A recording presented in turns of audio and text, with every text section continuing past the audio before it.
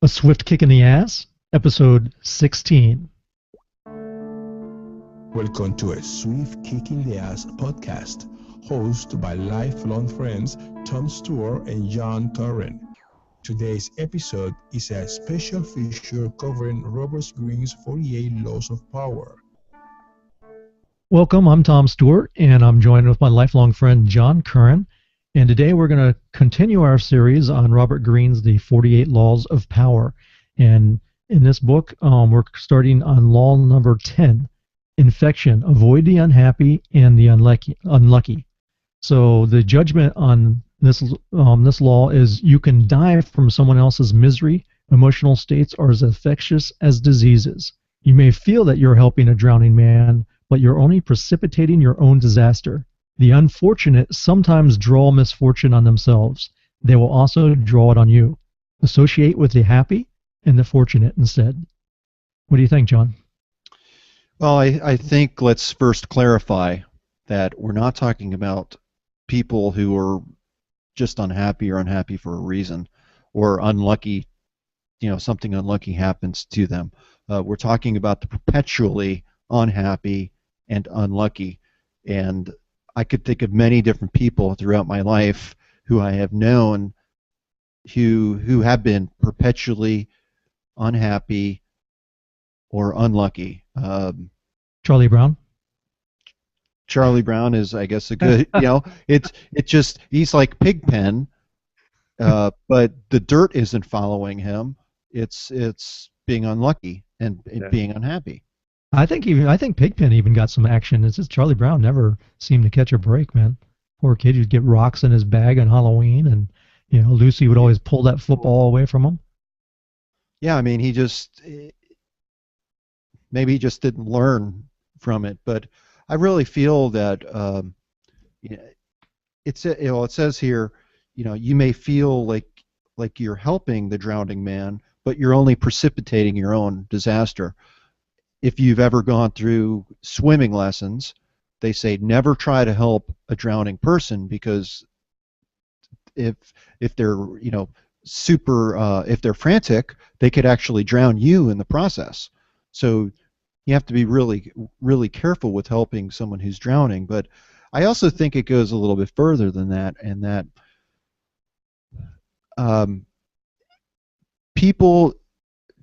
you can't make other people happy. You certainly cannot make other people lucky. You have to either create your own luck, and you have to create your own happiness. Another person will never make someone else happy in the long run. That happiness needs to come from within. I agree. I didn't want to interrupt your flow of ideas there, but when you were talking about the drowning person, when I was in the Air Force, I had to go through one of the trainings I went through was water survival. And what they do is they have this pool, you do it in a pool, but they have this mock-up of an airplane, and they shut off all the lights in the building and the plane, and 30 people or whatever it is that's in the class has to evacuate the plane, and you have these inflatable things, life preserver units that are supposed to automatically inflate, but they have one that's sabotaged. So of course one side doesn't inflate, and then they secretly put a guy, one of the instructors, pretending he's drowning, and everyone has to work together to try to rescue that guy, because if someone, like you said, if someone grabs a drowning guy, they're going to pull you under. So we had to form a chain and work together as a team and link arms, and that's how we would pull the guy out. It just made me think of that. I just thought that would be an interesting point. Yeah, I mean, I think that applies, and like I said, you need to be careful in that situation, and you were trained to be careful, to work as a team, to form a chain and help save that person. We're not saying you shouldn't save people, and if people are unhappy or unlucky, that you shouldn't empathize with them or care about them. We're not saying don't care. Right. It's not like you see some homeless guy in the street and you're like, oh, well, it sucks to be him. That's a different situation. This is for the guys that, yeah, I know I've had those people at my work before where you see them in the morning, you're, hey, what's up? How you doing? Oh, the day sucks, man. This place, everything, blah, blah, everything's a complaint. Everything's just like negative, negative, negative. Like the negative Nancy that just brings you down. You're like, all right, Debbie Downer, stop, Yeah. stop raining on my parade. So that's what I think it's really talking about. And you can't change people like that. No. That change needs to come from within, and only Debbie Downer can become Fun Debbie again. I couldn't think of a good nickname that was We, we kid friendly. we used to But have a guy. We used to have a guy at our work that this is my old job, and we used to call him Eeyore. Remember Eeyore from Winnie the yeah. Pooh? And that's Oh. exactly how he was. He was like, "Oh man, this boss wants me to do this," and he was just like, and we secretly called him Eeyore. It was funny. Well, in the transgression of the law, which don't you have a little? I Man, like you to got have you that got to cue. prepare me for these things, man. Transgression of the law. Okay. Talks about Marie Gilbert, who was born in Limerick, Ireland in 1818. And I bet she's uh, good at limericks. she took the name. She went to Paris in the 1840s to make her fortune as a dancer and performer, and she went by the name of Lola Montez. And I kept on thinking as I was reading this, maybe that that Barry, and this is people are not going to think the same about me when I bring up a Barry Manilow song, but her name was Lola. She was a showgirl. It kind of made me think maybe this is that Lola, because it did not end very well for Lola. Yeah, I Um, was thinking of the Kinks. Doesn't the Kinks have Lola? oh yeah, The what Lola. That's what I was thinking of when I was reading it. he was a guy. Right. Yeah, I guess Lola. Yeah, Ah, Lola, not very lucky if you no. mess with Lola. Don't mess with Lola. Uh, But so Lola went to Paris in the 1840s. By 1845, her career was just in the dumps, and in order to survive, she became a courtesan or a hooker. sound like a Hooker? hooker. Yeah, that's a hooker. And she quickly became one of the most successful in Lady Paris. boys. Lady And so she's a courtesan, and she wanted to salvage her dancing career. So um, she set up circumstances to meet Alexandre Dujardin. You all know I'm terrible at names. He was the owner of the newspaper with the largest circulation in France, and he was also the newspaper's drama critic. So Lola saw him as being, you know, uh, the only way that she could revive her career. So she decided to woo him and conquer him, as it said in the book. Well, And this didn't she set up an accident, or like a riding accident on a horse? yes, she had a quote unquote accident um, on a horse. Met him. They started they started dating. It got very serious, and in the end, um, Alexander was killed in a duel because he did not learn law number 9 in not to argue with people, and he argued with the wrong person, and that person was one of the greatest duelers. Duelers, is that even a Pis- word? yeah, he was a great pistol shot, Yeah. according to the book. So he was shot and killed, which ended the life. But Lola kept on going. So she moved to Munich, and she decided to woo and conquer King Ludwig of Bavaria. That's like Fatal Attraction. Yeah. So and I I thought, wow, this lady's a class act.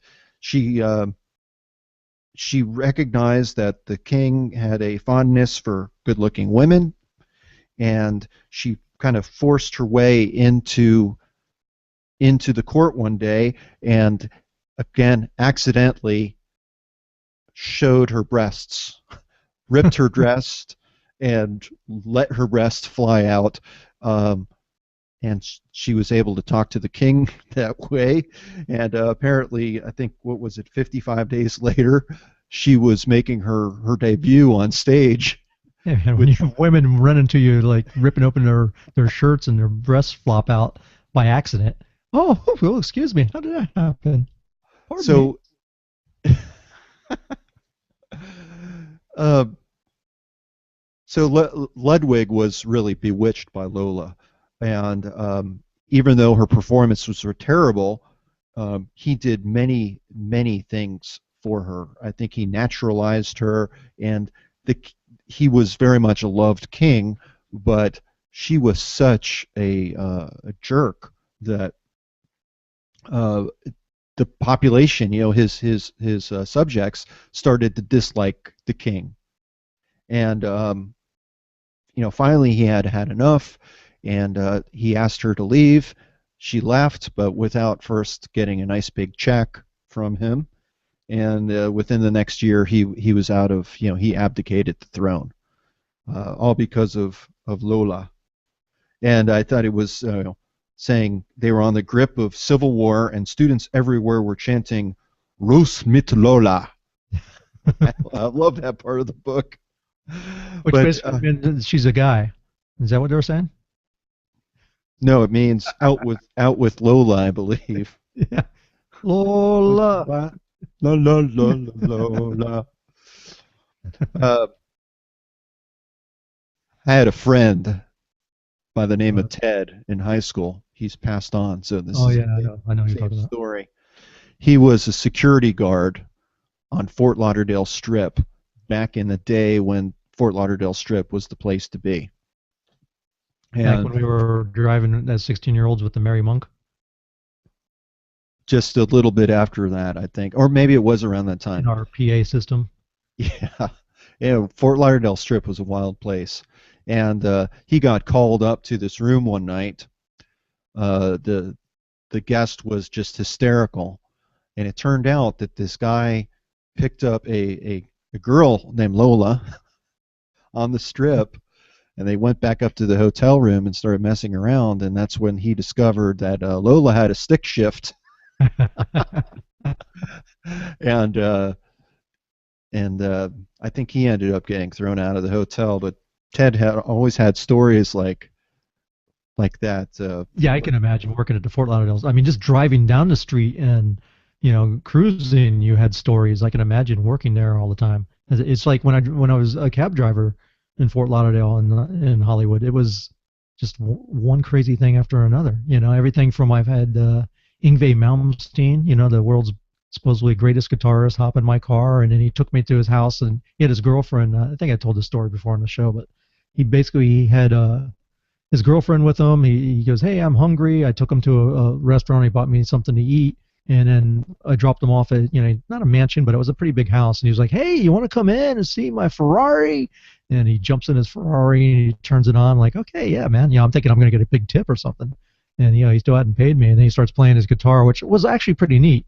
Well, meanwhile, his girlfriend's like, "Yngwie, come on." She wanted to go to bed, and I just started feeling kind of weird. And at the time, I had a heavy metal radio show, so I think I just took his information and was like, "All right, man, I'll hook up with you later." But I can't even remember if I charged him for the ride. I can't remember, but at him, Flavor Flav, I had some lesbians go down on each other in the back seat of my car, that kind of fun stuff. Yeah, we have lots of these stories, people. But getting back to Lola, um, that was not the end. After she left King Ludwig, she kept on hooking up with different men, and in fact, what we did not say is that she had actually married an Englishman when she was 18 and never got divorced. So with one of the guys, they found out that she was a bigamist, and threatened to arrest her, or came to arrest her if she had to leave the country. So it seemed like just unluckiness and bad times followed her. Yeah, she left a trail of broken men behind her. And And the man who wrote her autobiography for her actually died as well. I think it said. Or no, he didn't die. He went. He died financially. He went bankrupt. And she did that all before the age of 41 too, because it says that she moved to California and snookered some other guy over here, and then she, I guess, found God, and 2 years later she was like dead. Yeah, I mean, this all happened in about 10 years. And as I was reading Lola, but not thinking of her as a woman, not as a he Transvestite. she, or not as a boy girl.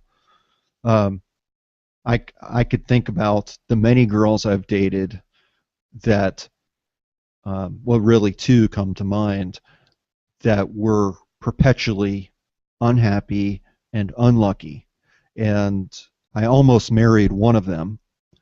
And as I look back on that relationship, I could see where all my bridges, all my connections to my friends and my family were getting burned by my being with her.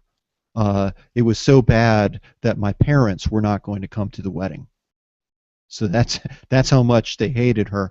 My friends hated her.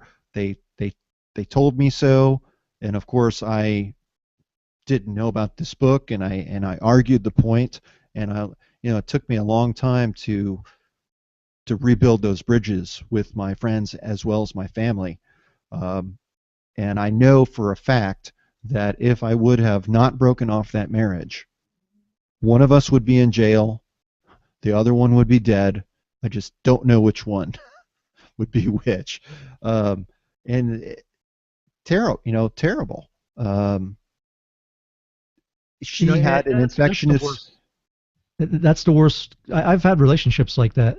Not many, but I definitely had one that was really bad like that when I was dating, and to the point where I was at this girl's house one day and I heard like a car horn honk, and all of a sudden she just like froze, and it was her ex-boyfriend, who I guess was still her current boyfriend, and but I didn't know, and he came to the door, and I heard them arguing or something like that, and all of a sudden I heard, "I'm gonna kill that cracker." And this guy busts through the door. We went at it. We ended up getting in a fight, and I the guy turned his back on me. I picked up a chair and I was going to swing it at him, and I kind of like lost my nerve because I just felt like I was like in a pair of shorts. Like I did not expect this to happen. I was ready to get romantic with this girl, and here comes this guy busting through trying to kill me. And so I took the chair and oh, this actually that happened after he couldn't outbox me, right? But he tackled me on the ground. This is before my jujitsu days, and I remember my kung fu teacher saying, if you ever get tackled and you get down and someone's trying to choke you, bite them. So that's what I did. I grabbed his bicep and I bit this guy so freaking hard, man. It was like The Walking Dead. And he jumped up off me. She was trying to call 911. That's when he turned his back. I grabbed a chair, and instead of swinging at him, I just kind of threw it at him. Well, he picked it up and swung it at me. I raised my hand up to block it. It shattered my hand. It broke my hand. So needless to say, I said, all right, I'm done. Ran next door, called the cops, and told my mom that I got my hand broken in a paddleball accident because I didn't want to tell her that it was over that girl, because she didn't like the girl to begin with. So, And you know, you broke up with her, didn't see her again probably after that, right? You learned your lesson? no. No, I did not. I dragged it on for a while. I became what's the I remember there was an Offspring song, and every time I hear it, is like, she would show up like at 2 a.m. ready to go, and you're just like, evil dick wins again. And it was, it took a little while before I finally just said, you know what, I'm done with this.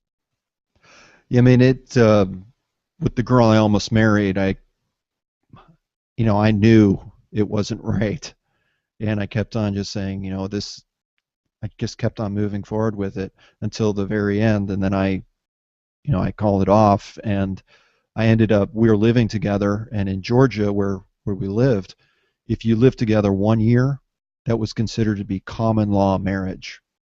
So it cost me about $14,000 to get out of that relationship.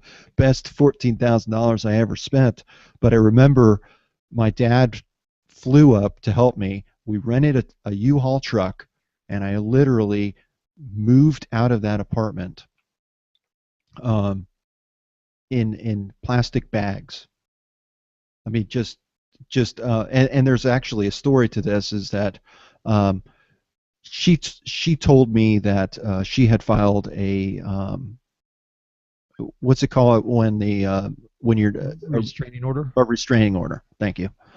She told me she filed a restraining order on me, and I thought, why is she filing a restraining order on me when she's the one who's violent? This girl actually told me once. She said, "I wish you would just hit me so I know you care." I was like, you have some serious problems. I'm not going to hit you, and I love you, but you need to get some help. And if you're not going to get help, I've got to go. And she did want help and said I was not accepting her, but I broke up. She said she filed a restraining order on me, so I filed one on her. And when the officer went to serve her that order, she answered the door, and they asked if she was there, and she said no, she wasn't. She lied to the officer. So my dad and I had went to the sheriff's office to check on the delivery of the order, and they said, oh yeah, it's been delivered, but she wasn't home, and the officer who served the warrant was right there. And I said, does she look? She should be home. Does she look like this? And I had a photocopy of her driver's license, and he looked at it and goes, yeah, that's the girl. And he just went right out the door, went and arrested her for obstruction of justice. And so, I mean, they went back to go get her, and she really would not let them in. They ended up knocking the door in and taking her by force. And I saw that as my opportunity to have the van and everything, and I loaded up my stuff as quick as I could get and go, and I got the hell out of there. Karma's a So, bitch, isn't it? yeah, and it's just it's something I never ever forgot, and it made me very thankful for the wife that I have now, who is nothing like that girl that I almost married. It makes me appreciate my wife so much more. But at the time, um, You know, I think I thought I could help her, and I thought it would be okay. She had some good qualities. She had great legs, but you can't build a marriage on that. And I'm glad I yeah, got out. I always see that was my downfall. I always, I was like, yeah, this chick looks good, and she still, shows up and wants to, have some fun, and it's hard to say no sometimes, especially when you're a young guy, and maybe my confidence was not up to where it should have been, especially after how soon she kind of screwed me around, and you fall for it, you become a sucker. But eventually you grow out of that and you become a man and you say no, no. If you can't respect me, then you move on. Yeah, I agree. So when you look at this chapter, it says, infection, avoid the unhappy and unlucky. And so if you're going to continue on with these people who are unhappy and unlucky, uh, you want to avoid infection, and you might want to wrap that rascal.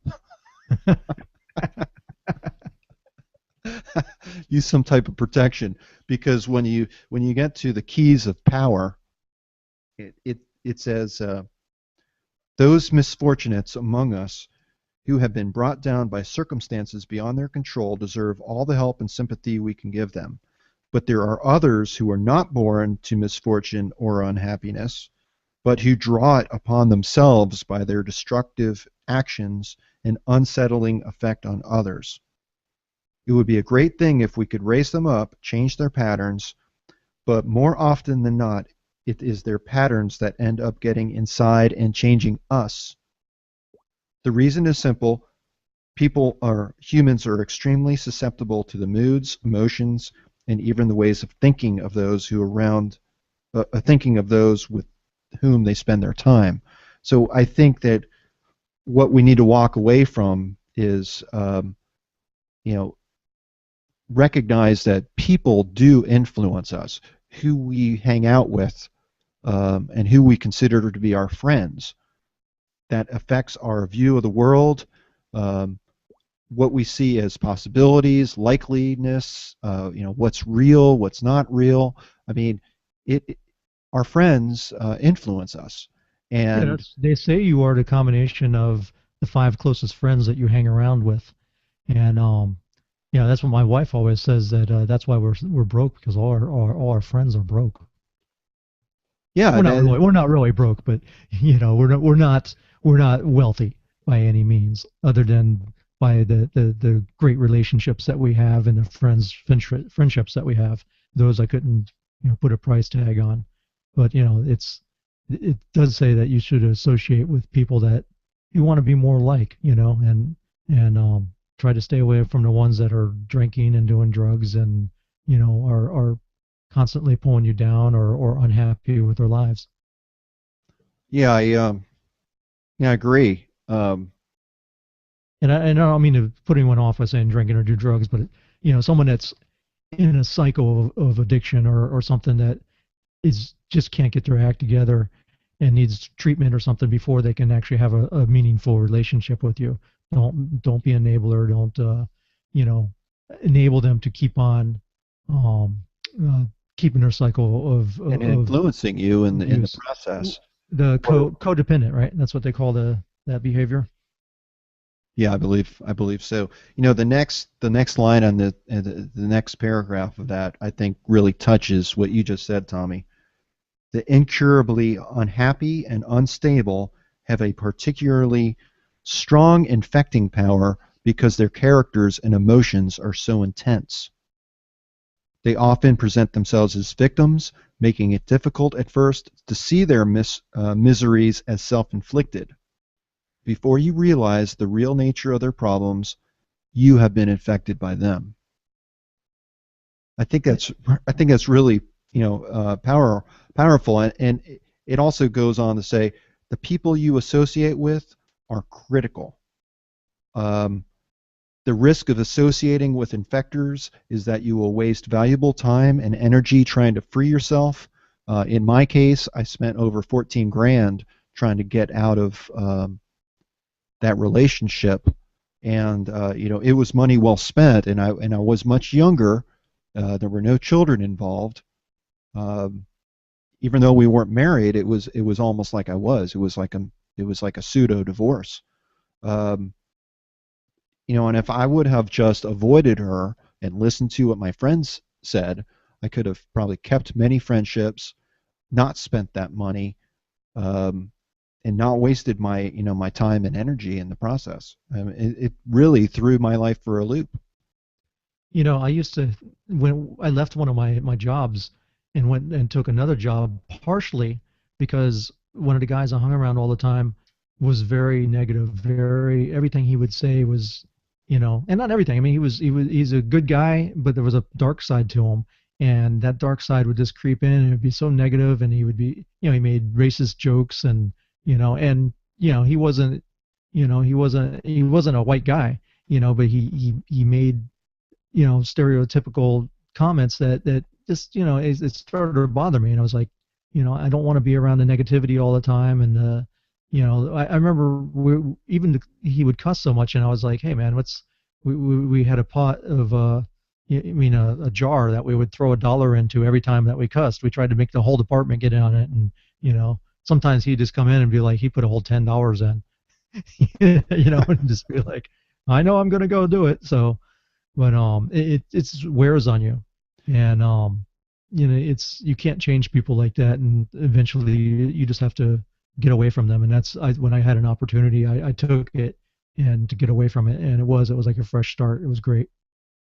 It's I find the cussing part of that very interesting because I don't cuss a lot. I know some people who do, and I've read somewhere saying that people who cuss are more honest, and I think that can possibly be true. But I think there are also people who cuss because they don't know other words to use. Right. They also say it shows ignorance, and that's, you pick up the language patterns of people you hang around with. I notice my wife says things that I say, but I remember when I was in high school, I used to hang around. Remember John Raspa? Remember him? Oh yeah. Okay, this kid, he was all right kid, but he would always say dude, and before long I was saying dude like all the time, and I was like, why am I saying dude? And I remember I said it to class one day, and some girl looks at me and goes, dude, and like, made me feel like I was, an inch big, and I was like, I'm not saying that word anymore, because it was just, it rubs off you. And same thing when I hung around with another one of my friends that used to cuss and use the F word all the time. I found myself using it quite a bit, and it's just inappropriate. It's in certain times. Yeah, I understand. It some ways sometimes it's the only word you can use to explain your frustration or to get your point across. But to use it in every other word, it just becomes it's just ugly. Yeah, I certainly believe it has its place, and there are good reasons to say those words. I remember my dad not liking George Carlin a lot because of his language, and therefore that rubbed off on me. I didn't really care for George Carlin at all until pretty much I think after he died. But what changed my opinion about him was I listened to an article on NPR where he was being interviewed, and he was saying that he was a lover of the English language, and that he didn't use curse words just to use them. He said he used them for for its true meaning, and wanted to kind of be brazen and get people's attention, and have them take notice that there are good reasons to use it.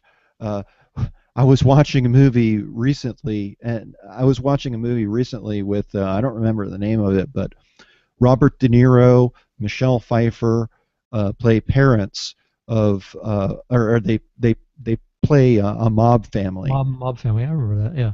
and he Robert De Niro turned on his mob family, and they put him in the witness protection program. So here the family has to move again because their cover's been blown. They came to Miami, didn't they? No, they were in France. Oh, was it France? I couldn't remember. It's been a long But time. what was so funny, the son said, I just really love Dad. He's taught me that the word, the F word, is one of the most versatile words in our language. It conveys emotion. It conveys, hatred, liking, and they use, liking, hatred and liking things, and disgust and wonder, and and he used examples of it, and it was just laden with the F-bomb. But it was so funny because it was so very true. It does convey so many different meanings in our language. So it has its place, and in some jokes, if you lose the curse words, it's not as funny. Um, I agree. One of the authority of this particular chapter is it's just a short quote, and it says, not real short, but recognize the fortunate so that you may choose their company, and the unfortunate so you may avoid them. Misfortune is usually the crime of folly, and among those who suffer from it there is no malady more contagious. Never open your door to the least of misfortunes, for if you do, mainly others will follow in its train. Do not die of another's misery. And it's by Battlestar Galactica. That's funny. Balthazar Gracian. Yes. When I saw that name, that's why I read the quote, because I just wanted to say Battlestar Galactica, because I saw his name. I go, hey, cool, it's Battlestar Galactica. They've done a quote from it. From 1601. He lived from 1601 to 1658. I don't think his name was Battlestar Galactica. He was a visionary. So I think we're coming to the end of this discussion. Yeah, I think we've said about as much as we can. Don't hang around losers. But we always talk about the reversal, and this law admits no reversal. Its application is universal. There is nothing to be gained by associating with those who infect you with their misery. There is only power and good fortune to be obtained by associating with the fortunate. Ignore this law at your peril. You hear So, that, Linus? Stop hanging out with Charlie Brown. He's and you know, he's bringing you down, man. You'll never get that little redhead girl if you hang out with him. and wear protection if you do. Thanks for Until, listening. We'll until see next you. time. Thank you for listening to A Swift Kick in the Ass podcast. We hope you enjoyed today's content, and we ask you to please leave us a review in iTunes.